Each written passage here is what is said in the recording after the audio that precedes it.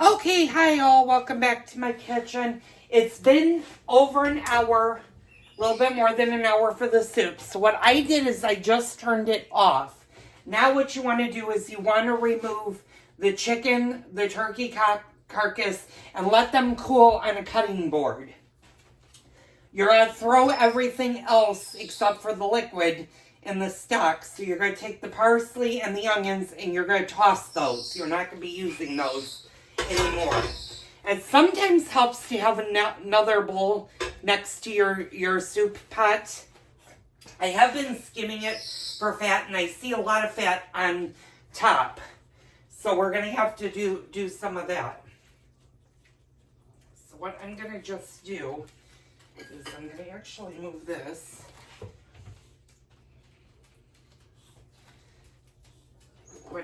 Put some of the onions and the parsley. Now you can use the slotted spoon for this if you want. That way you don't get a lot of the juice in there, but it's really not going to matter. You just want to let that, make sure to allow that to cool down just a little bit before you dump it in the garbage can. That way you don't make a mess and you don't risk melting a bag. You might notice that I was in a red shirt and now I'm in a gray shirt, and it's because I splashed some of the chicken soup on my chest and I have a little bit of a burn right in here, but I'm okay. It wasn't as bad. So what I'm going to do is I'm going to bring the cutting board over, and I'm going to grab a serving fork or carving fork or whatever you want to call this. I'm just going to try to grab the turkey carcass, and it is going to fall apart now. And you want to be careful when you do this, just so that you don't get a severe burn.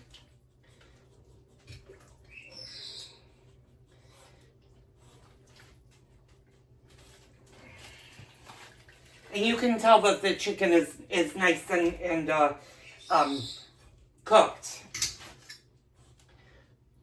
So what I'm going to do is I'm actually going to reach in with a spoon because some of the chicken's actually falling apart off the bone. So I'm just going to bring this up.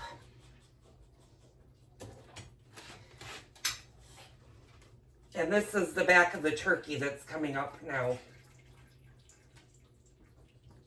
You want to try to take as much liquid off of it as possible.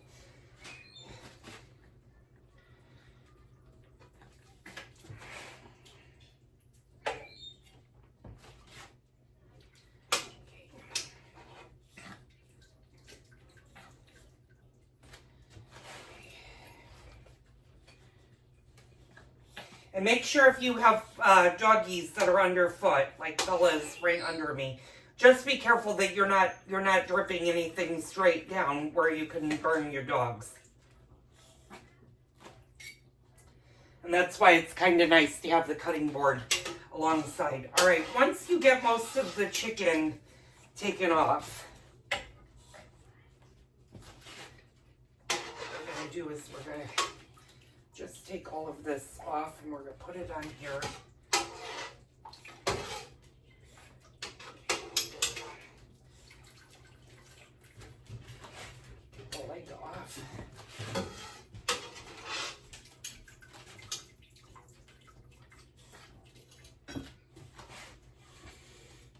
Okay, a little bit of wind, and some of the breast did come off, which is okay. You're going to use a little bit of the breast and the chicken paprika that we're going to be doing for dinner tonight. But we're going to do that a little bit later. It's only 1 o'clock, and I'm not going to do dinner until about 6:30, 7 o'clock tonight. So now that while this is cooling, what we're going to do, I'm going to flip you guys around for a second.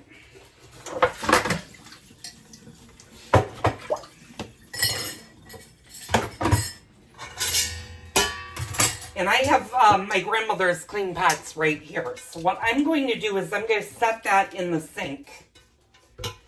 And I'm going to get a strainer. You want to get a good strainer that'll fit that. Pardon me, Bells. And ideally, if you've got one with handles that'll actually fit across, that would be best. And I'll show you what that's going to look like. Watch out, Bella. So you want one that has pretty good handles that's not going to tip into the pot, so to speak. Bella, you need to move, honey. Now what we're going to do is we're going to tip this, and we're just going to slowly pour it in this pot.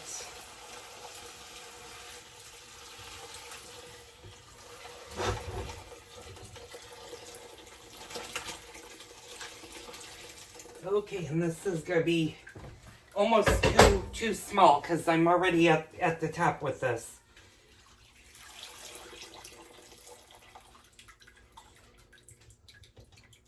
Now everything in the strainer, and I know you guys can't see this, all of this stuff that's in the strainer, discard that. You don't want that back into the soup.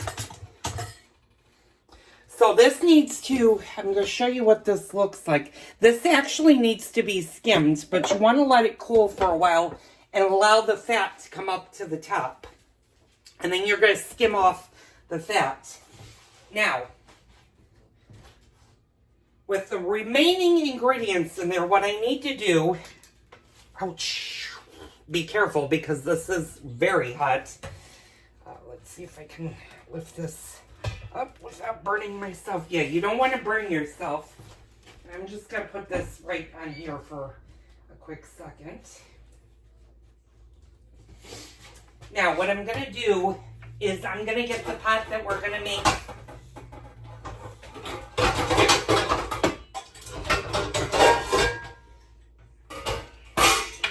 What we're going to do the chicken paprikash in later on. This isn't actually the pot that I'm going to use. I'm actually going to use my cast iron pot. And I'll explain a little bit later why we use the cast iron pot versus this one. But this will work because, like I said, you need the soup stock for your chicken paprikash.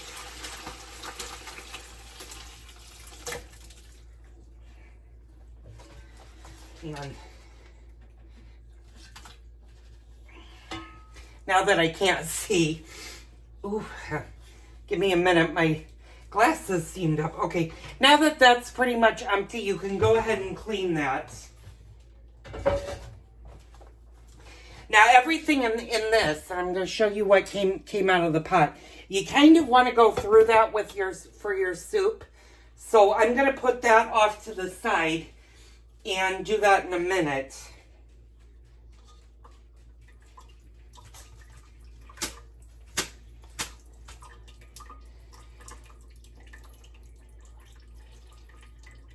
And I can already see little bits of fat that made it in here.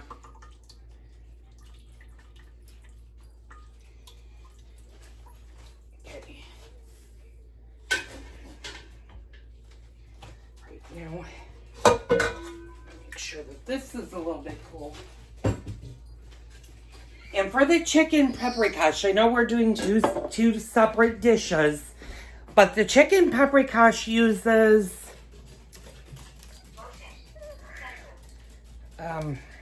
let's see, I think it uses 4 cups of 4 to 6 cups of, oh, it uses 2 to 4 cups. So you want to make sure that you roughly have 4 cups of chicken stock in the pot. Edward, it's way too early for you to be barking. So let me do one quick thing. And like I said, I'm going to do a totally separate video of the chicken paprikash later on. But I want to get things prepared for that. So will be a different, or a totally different video. But like I said, you need to have the basis for the chicken soup is the basis of your chicken paprikash. So I'm just gonna go into the big bowl, and I'm gonna take at least 2 cups out, and maybe just a little bit more. It's about a cup. Okay, yeah, that should be more than enough. Okay, there we go. Yeah, that'll be more than enough. I'm gonna show you the 2 different bowls. This one is gonna be our chicken soup. This one is going to be for the chicken paprikash, and I'm going to turn them both around. So you want to reserve at least 2 to 4 cups of your chicken soup stock with nothing in it. So you don't want vegetables or anything. You're going to doctor this up when you make the chicken paprikash. What you're going to do is allow these 2 to cool, and then you're going to skim off all of the fat from the top. And then we're going to actually start making the chicken soup. It takes about 45 minutes to an hour to allow this to cool enough to where you can handle it. So leave this alone for right now. Clean up your kitchen so that you don't have a mess. And we'll be back probably maybe in an hour or so. And I'll show you how I make my chicken soup. So stay tuned. Okay, I'm back. The longer your soup sits and cools down, the more the fat is going to rise to the top. And that's kind of what you want your chicken soup to do. And I've been, like I said, in the little bowl, and I'm going to flip you guys over so you can see what the difference between the fat and the broth actually looks like. And you'll notice that, like I said, you're not going to be able to get all of the fat out, but you want to take the majority of the fat out. And the soup, like I said, the soup, you just need to use your spoon, and this pretty much is taking most of the fat out.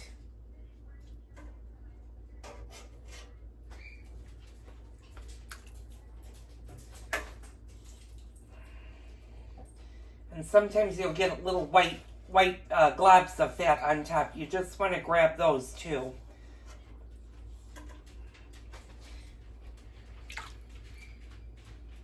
And make sure when you take the fat off of the soup that you're not pouring it down your sink drain. Throw it in your garbage can because you don't want to have a clogged drain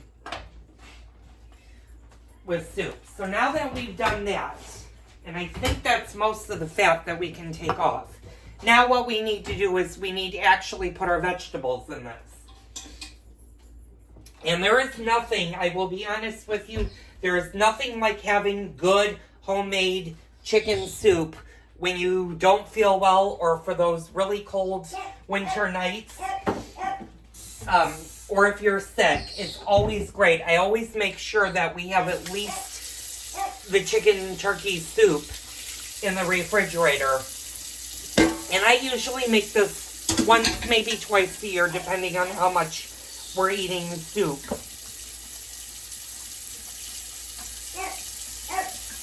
And I'm just wiping my big pot out again.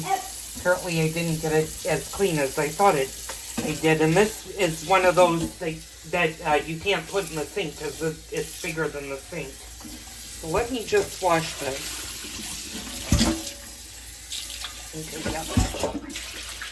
Okay, now what you want to do, and thank you guys for being so patient with me.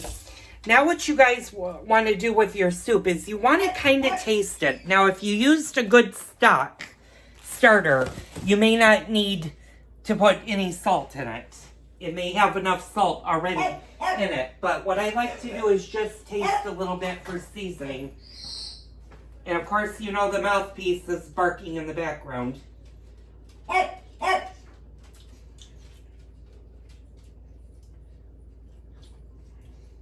And it needs just a little bit of salt. Not much, but what it does need is it needs a little bit of pepper.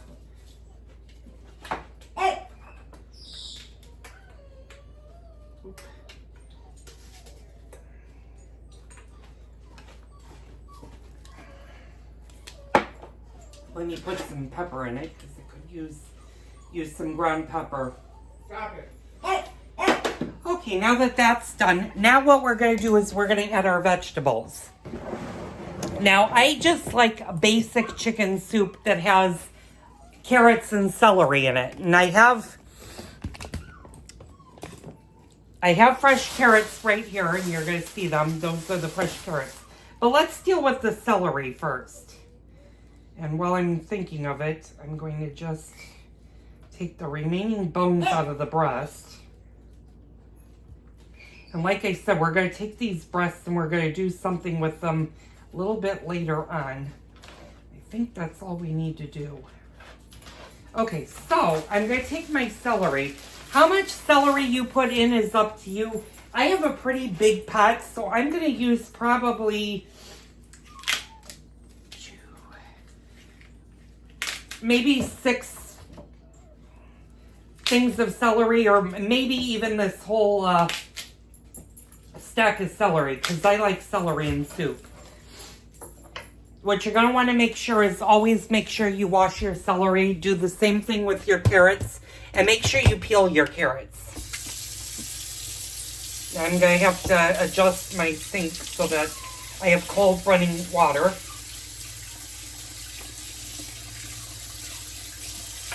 Oh, for God's sakes, does he need to go potty?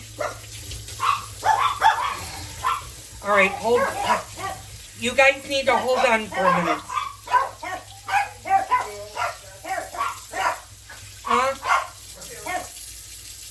Okay, hold on, I gotta put the thing on. Okay, so I got my celery and I pretty much washed it. And hold on, you guys. All right, go ahead. You guys can go out. Go on out. Okay, now this is going to be harder for you guys to see unless I do you guys across the room, and I may have to do you this way. So what I'm going to do with the celery is I'm just going to cut the tops off, and I'm going to discard them. And I'm going to do the pretty much same thing with the bottom of the celery. I'm just going to kind of cut all of that off. And I'm going to discard that.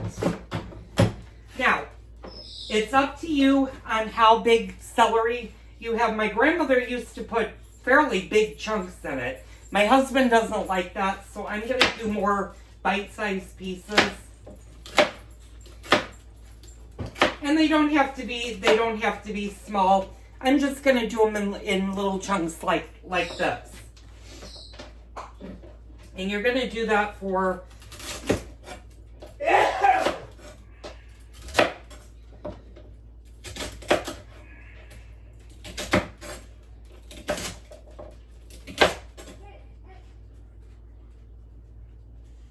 now, discard any celery leaf that you have, because what will happen is that will give your soup an actual more of a bitter taste.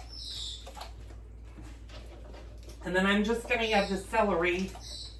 I'm going to turn the heat back on our soup, and I'm going to add the celery to this. And you just basically don't need to cook the soup anymore, but you do need to cook the vegetables.